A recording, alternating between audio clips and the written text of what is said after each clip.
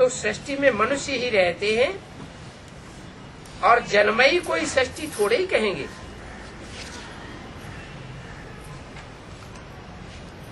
कि सारी सृष्टि पर जल ही जल हो जाए, कुछ भी न बचे। भारत खंड तो अविनाशी गाया हुआ है।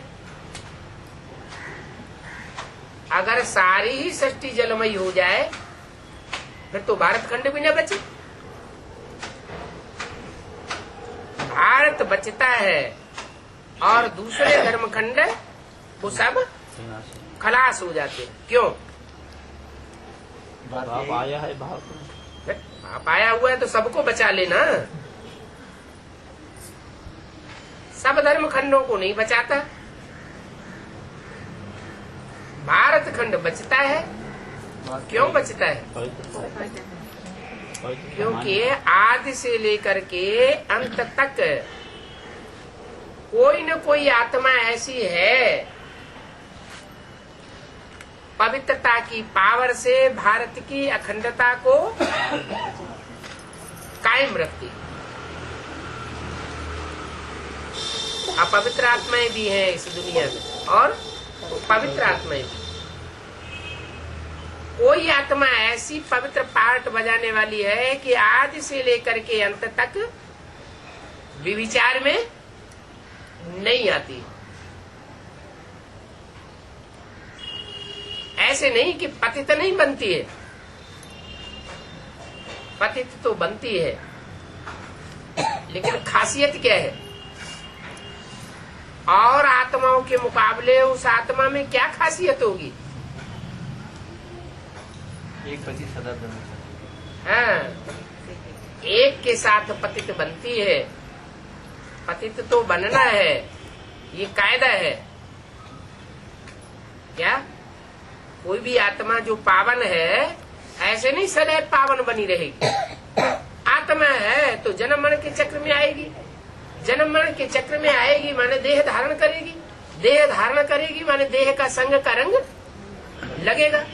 वो तो सब ठीक है, पतित बनेगी, लेकिन पतित बनना अलग बात है और व्यभिचारी बनना अलग बात है। तो पतित तो बनती ही आत्मा।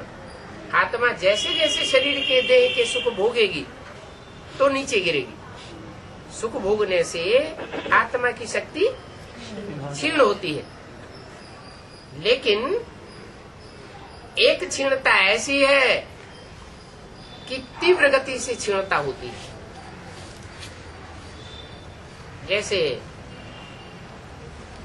द्वापर युग शुरू होता है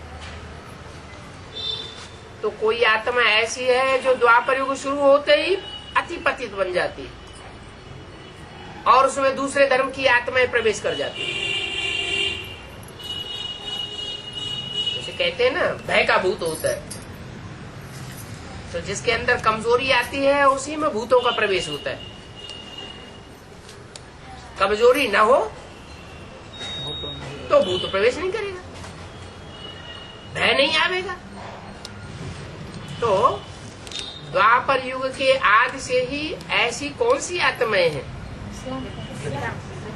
इस्लाम धर्म की आत्माएं हैं जो संगम युग में बाप जब आते हैं तो बताते हैं कि ये व्यभिचार के दोष से दूर रहना है।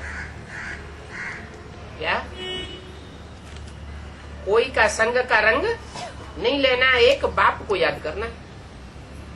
वो क्या करती है?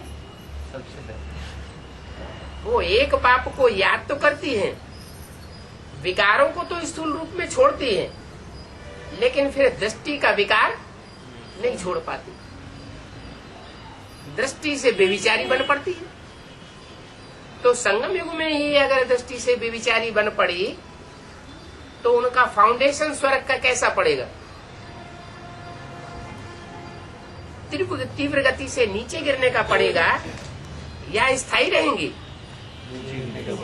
तीव्र गति से वो सतयुग में भी नीचे गिरती है, त्रेता में भी नीचे गिरती है, और गिरते गिरते द्वापर शुरू होते ही वो इतनी पतित हो जाती है, इतनी कमजोर हो जाती है कि जो भी आत्माएं ऊपर से आती हैं और उनको ऑक्युपाई कर लेती है। एक होता है सिर्फ पतित बनना एक के साथ, और एक होता है अनेकों के साथ पतित बनना। तो अनेकों के साथ जो पतित बनते हैं उनमें कमजोरी बहुत आ जाती है, उसको कहेंगे रावण राज।